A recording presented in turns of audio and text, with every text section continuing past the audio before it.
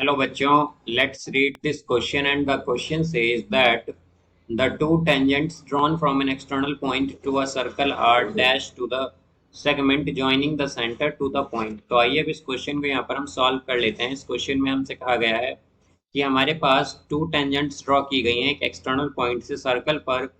तो जो segment join करती है सेंटर को उस पॉइंट से, वहां पर ये जो हमारी टेंजेंट्स हैं ये कैसे, इनका जो एंगल होगा वो किस टाइप का होगा ये हमें बताना है। तो यहाँ पर हम की कॉन्सेप्ट यूज करेंगे that radius and tangent are perpendicular at point of contact. Point of contact. तो यहाँ से अब अगर हम देखें तो हमारे पास लेट सपोज एक सर्कल है, ये इस तरह से, ये एक सर्कल है, यहाँ पर ये एक पॉइंट है, इससे हमने दो टेंजेंट्स ली हैं यहाँ पर इस तरह से, ये सेकंड टेंजेंट हो जाएगी। इसे पॉइंट को हम मान लेते हैं P। फिर यहाँ पर हमारी जो लाइन है जो सेंटर से ज्वाइन करती है ये लाइन है, और सेंटर यहाँ पर क्या है, O है। अब यहाँ पर अगर हम ज्वाइन कर दें इन पॉइंट्स को, तो इस पॉइंट को हम मान लेते हैं लेट सपोज A, और इसे मान लेते हैं B। तो यहाँ से हमारे पास ये एंगल क्या होगा, 90 डिग्री, बिकॉज हमने की कॉन्सेप्ट में देखा था कि रेडियस और टेंजेंट क्या होती है, परपेंडिकुलर होती हैं eight their point of contact. इसी तरह यहाँ पर भी 90 डिग्री, ये भी 90 डिग्री होगा।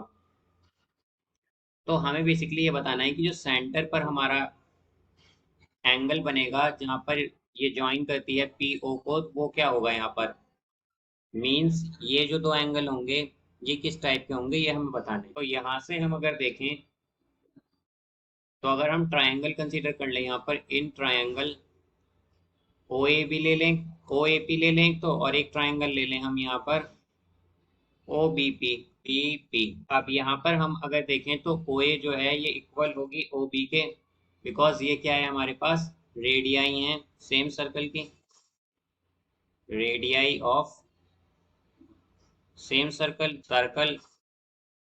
इसी तरह से हमारे पास ओपी जो है वो दोनों में क्या है, कॉमन है, ये है हमारे पास कॉमन।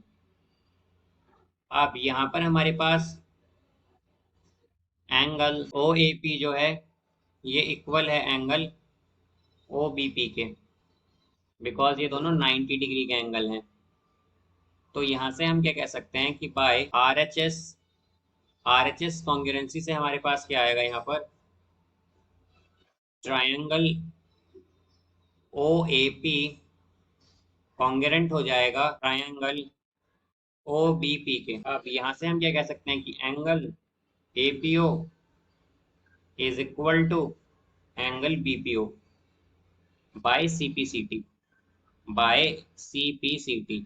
अगर हमारे पास triangle O A P congruent है ओ बी पी के, तो हमारे पास सी पी सी टी से क्या होगा, angle A P O equal होगा एंगल बी पी ओ के।